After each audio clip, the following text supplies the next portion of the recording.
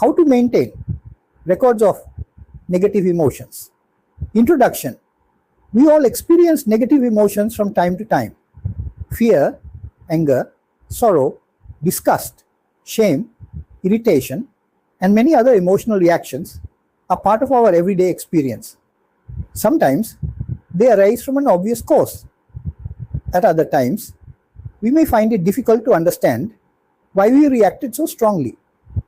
If we want to manage our emotions effectively, simply experiencing them is not enough. We need to understand what happens before, during, and after an emotional reaction. One practical way of developing this understanding is to keep records of our negative emotional experiences.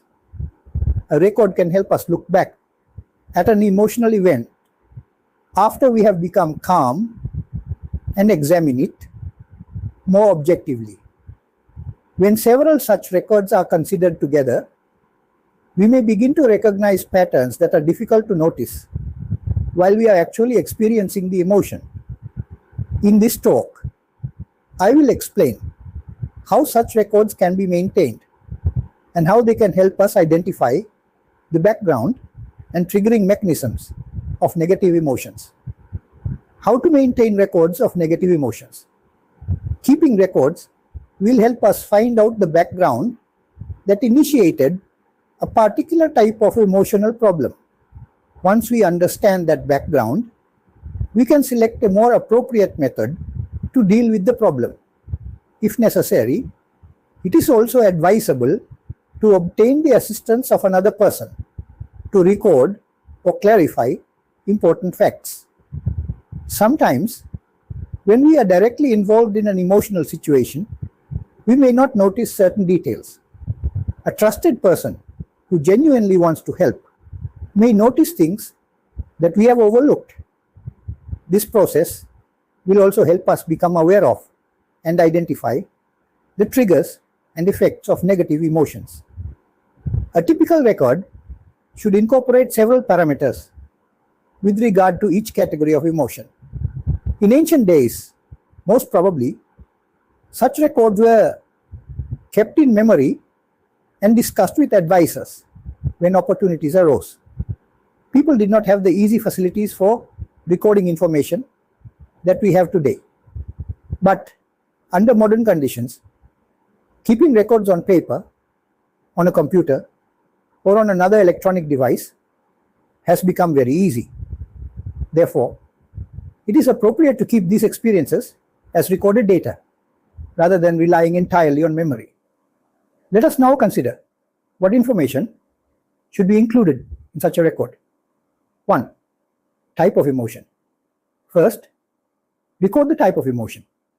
For example, it may be fear, disgust, sorrow, anger, shame, or another negative emotional reaction. Identifying the type of emotion is important because different emotional problems may have different backgrounds and may therefore require different approaches. 2. Date and time. The second item is the date and time of occurrence. This may appear to be a simple detail, but it can become important when you later examine several records together. For example, you may eventually discover that certain emotional reactions occur repeatedly at particular times of the day. 3. Place of occurrence. The third item is the place where the emotion occurred. Was it at home, at work, in a public place, while traveling, or perhaps while communicating with somebody through a telephone or social media? The environment itself may sometimes be connected with the emotional reaction. 4. Mood before the outbreak. The fourth item is your mood before the outbreak of the emotion. Were you already tired, irritated, worried, disappointed, or mentally disturbed? Or were you feeling calm and comfortable before the incident? This is important because the same event may produce very different reactions depending on the condition of the mind beforehand. For example, A person who receives a mildly critical message at the end of an exhausting working day may react much more strongly than the same person would have reacted after a good night's sleep and a peaceful morning. 5. Persons present. The fifth item concerns the persons who were present at that moment. You should also record your opinions about those persons. For example, did you consider the person pleasant or irritating? And was that feeling strong, moderate, or weak? This does not mean that your opinion about another person is necessarily correct.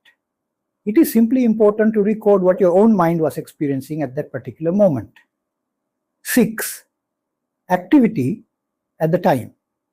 The sixth item is, what type of activity were you engaged in at the time of the emotional outbreak?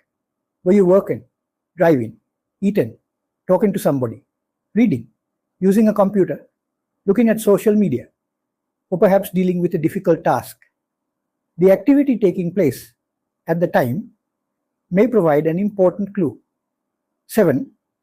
Triggering mechanism. The seventh item is the triggering mechanism that, according to your opinion, initiated the emotion. Was it physical pain?